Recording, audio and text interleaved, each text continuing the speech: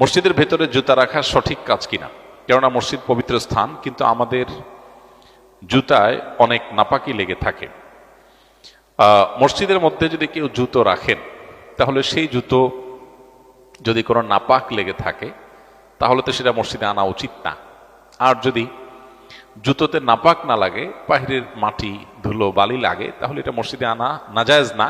কিন্তু মসজিদ যাতে নোংরা না হয়, অপরিচ্ছন্ন না হয়, সেই দিকটা খেয়াল রাখতে হবে। তাহলে জুতো আনার সময় এমনভাবে আনতে হবে যেন মসজিদে জুতোয় থাকা ধুলোবালি, মাটি ইত্যাদি না পড়ে।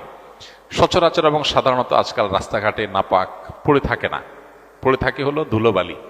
অতএব নাপাক এক জিনিস আর ময়লা আরেক জিনিস।